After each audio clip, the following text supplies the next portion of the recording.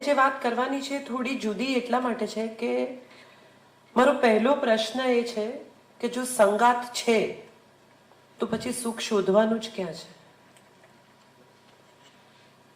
જો સાથે જ છે બે લોકો તો એ જ સુખ નથી? સાથે હોવું એટલે સાથે રહેવું કે સાથે જીવવું? આ પ્રશ્ન બહુ મહત્વનો છે. એક એડ્રેસ પર વસતા બે લોકો સાથે જીવતા નથી દરેક વખતે, જેની વાત જયભાઈએ કરી આપણી સાથે.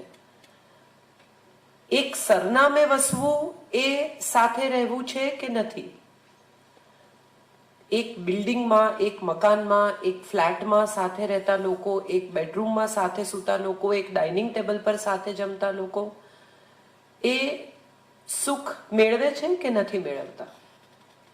ઘણીવાર એવું બને કે માણસના 7/12ના ઉતારામાં, રેશન કાર્ડમાં, પાસપોર્ટમાં કોઈ એક એડ્રેસ હોય, એ ત્યાં રહેતો હોય પણ વસતો ન હોય.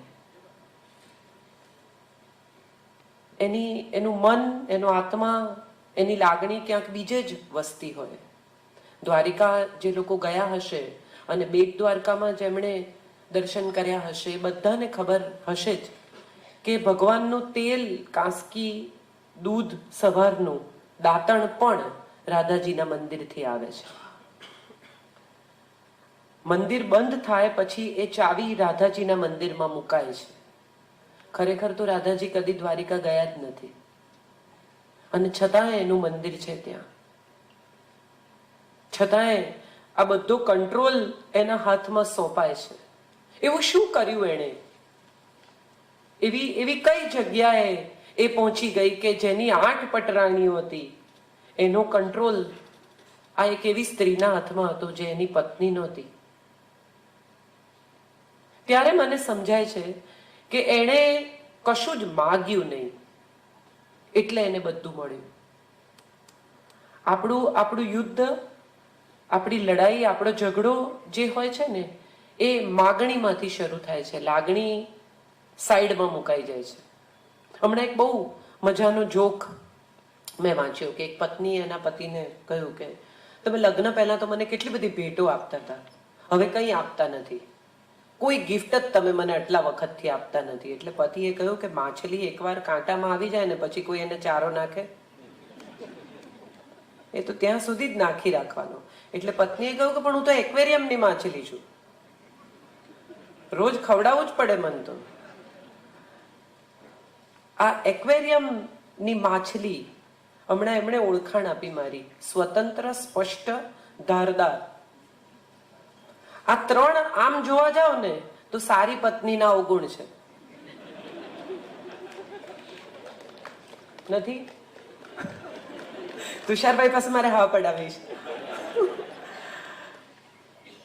એક સારી પત્ની હોય ને એને સ્વતંત્ર ન હોવું જોઈએ, સ્પષ્ટ કઈ હદે હોવું જોઈએ એ પતિ રજા આપે ત્યાં સુધી, અને ધારદાર તો હોવાનો સવાલ આવતો જ નથી, એ તો સિલેબસમાં જ નથી, બીજી ભાષાનો શબ્દ છે. મારે વાત જે કરવી છે એ સ્ત્રી સ્વાતંત્ર્યની નથી કરવી. સ્ત્રીની સ્વતંત્રતા એ આપણા દેશમાં સદીઓથી સ્વીકારાયેલું તત્વ છે.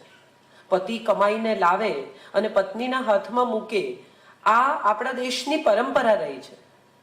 પુરુષ ધન કમાય ને સ્ત્રી એનું લક્ષ્મીમાં રૂપાંતર કરે. આ આપણા દેશની પરંપરા છે. માં જ બજેટ બનાવે. ધોબીનું, દૂધવાળાનું, દવાનું, અનાજનું, કરિયાણાનું બિલ સ્ત્રીઓ જ ચૂકવતી આવી છે. આમાં ક્યાંય સ્ત્રી સ્વાતંત્ર્યને હાનિ પહોંચે એવું કશું બન્યું જ નથી. તો શું એવું થયું કે સ્ત્રીઓ એકદમ સડનલી ઊભી થઈ ગઈ અને એમણે કહ્યું કે લગ્ન જીવનમાં અમારા પર અત્યાચાર થાય છે, અમને બધા ડોમિનેટ કરે છે, અમને હવે મુક્ત થઈ જવું છે, હવે અમારે ફેમિનિસ્ટનો ઝંડો ઉપાડવો છે, અમે હવે અત્યાચાર સહન નહીં કરીએ? એવું શું બની ગયું કે જે લગ્ન જીવનને અચાનક કોઈ તકલીફમાં, દુઃખમાં, સમસ્યામાં મૂકી ગયું અને હવે એક આખો એવો પવન શરૂ થયો છે કે બધા એમ માને છે કે સ્ત્રી લગ્ન જીવનમાં દુઃખી છે? બિચારી, વોટ હેપન્ડ? એકચ્યુઅલી દુનિયાની દરેક સ્ત્રીને સવારે દૂધ લેવાથી શરૂ કરી અને સાંજે દૂધ મેળવવા સુધીની પ્રવૃત્તિ કરવામાં મજા જ આવે છે. કોઈ સ્ત્રી ભાગ્ય જેવી હોય કે જે એમ કે મને તો રસોડું જોઈને જ કંટાળો આવે. ના, એને મજા જ આવે. મહારાજ રાખે, 2 બાઈઓ હોય ને તો પણ એ જઈને કે આમ નહીં, આમ કરવાનું. કારણ કે એનો રસ છે, એના પરિવારમાં, એના હાથમાં રસ છે. નાનકડું કામ પણ કરતી હોય ને તેમાં સર્જન છે. એના બાળકના માથામાં તેલ નાખતી હોય ને તો એમાં પણ કળા છે. એ દાળ વઘારે ને એમાં પણ ક્યાંક એની ઉષ્મા છે, એનો પ્રેમ છે. તો આ સ્વાદ બને છે, તો આ વસ્તુ બને છે, તો આવી રીતે પરિવાર સચવાય છે. પપ્પાજી કાંદા નહીં ખાય અને ભાઈની રોટલી પાતળી કરવાની ને કોરી રાખવાની અને દીકરો પરાઠા ખાશે, આવું એને ખબર હોય છે. અને કોઈ દિવસ એને આ કરવાનો ભાર જ નથી લાગતો. સમસ્યા શરૂ ત્યાંથી થાય છે જ્યાં દાળ સરસ બની હોય, એને પોતે પણ 1 ચમચી ચાખી હોય અને પછી પતિ જમવા બેસે ત્યારે બાજુમાં ઊભી રહીને કે દાળ કેવી બની છે. ત્યારે મોબાઈલ જોતો પતિ કે છાપું વાંચતો પતિ એવું કે સારી. એની અપેક્ષા ફક્ત એટલી છે કે એના તરફ જોવામાં આવે, એની આંખમાં આંખ નાખવામાં આવે અને એને એવું કહેવામાં આવે કે તારા જેવી દાળ બીજું કોઈ નથી બનાવતું. બસ આનાથી વધારે ખરેખર સ્ત્રીની કોઈ અપેક્ષા જ નથી લગ્ન જીવનમાં. સાંજ પડે પતિ ઘરે આવે અને એનું મોઢું ચડેલું હોય તો પતિ ખાલી એટલું પૂછે કે કેમ, શું થયું, તું બાઈ નહોતી આવી? એમાં તો વેલેન્ટાઇન ડે ઉજવાઈ જાય. ઘેર પાછા ફરતા પતિને જો ગજરો યાદ આવે અથવા સિગ્નલ પર બાઈ આવે ને છૂટા ન હોય, છાપું ખરીદ્યા પછી ને ગજરો ખરીદી લે જસ્ટ ઇન કેસ અને લઈ આવીને એના હાથમાં મૂકે ને તો એને એમ થાય કે લગ્ન જીવનના 25 વર્ષમાં મેં તો કોઈ તકલીફ સહન કરી જ નથી. પતિના શર્ટમાં, પહેરેલા શર્ટમાં બટન ટાંકીને દોરો તોડવામાં જે રોમાન્સ છે ને, એ સ્વિટ્ઝરલેન્ડના પહાડો પર બી નથી. અને આ બધું જ એક હિન્દુસ્તાની, એક ગુજરાતી સ્ત્રીને માટે શ્વાસ છે, પ્રાણવાયુ છે. આપણે ધીરે ધીરે આ પ્રાણવાયુ બંધ કરતા ગયા. કેટલા સુંદર રોમેન્ટિક ગીતો પતિ પત્નીના દાંપત્ય જીવન પર લખાતા રહ્યા. કેવારે મળેલા મનના મેળ, નભજુક્યું તે કાંજી, અમેરે સુકારુનું પૂમડું, તમે રંગીલા અત્તર રસદાર. કેટલા સુંદર. તમે રે ઉચેરા ગઢના ટોડલા, અમે લજવાતી પાછલી રવેશ. ગુજરાતી પત્નીઓની ફરિયાદ શું છે તો કે મારા પતિ રોમેન્ટિક નથી, તમારા ભાઈએ મને કોઈ દિવસ આઈ લવ યુ નથી કહ્યું. ત્યારે હું ઘણીવાર ગુજરાતી પત્નીઓને કહું છું કે અત્તર છે ને એની તો નાનકડી શીશી જ હોય, અથાણાની બરણીઓ હોય. નક્કી કરો, અત્તર ચોપડીને બહાર જવું છે કે અથાણું? જયભાઈએ બરાબર કહ્યું કે અથાણું, આ હીરાનો હાર રોજ ન કઢાય, કદી કદી જ કઢાય. દરરોજ આવીને પતિ આઈ લવ યુ કે તો એની પણ આદત પડતી જાય. પ્રેમ આદત નથી, પ્રેમ ઇબાદત છે. રોજ તમે 10 વાગે જમી લો એવી રીતે તમે બહાર નીકળતી વખતે 11:30 આઈ લવ યુ કહેવા માંડો ને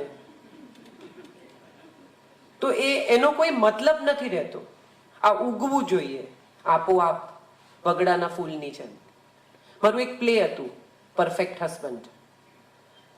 એમાં પત્ની કમ્પ્યુટર પર હસબન્ડ ઓર્ડર કરે છે.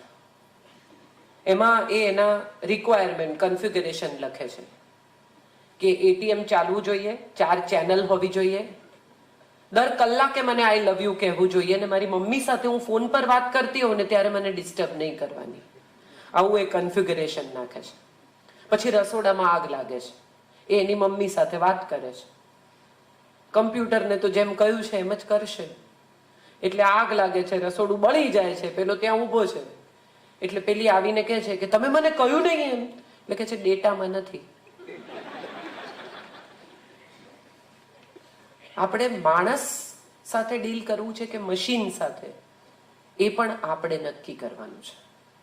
લગ્ન જીવન એ મશીન સાથે ડીલ કરવાનું નામ નથી. અને જો માણસ સાથે ડીલ કરીશું તો એના ઉપર મોસમની જેમ મિજાજની પણ અસર થશે.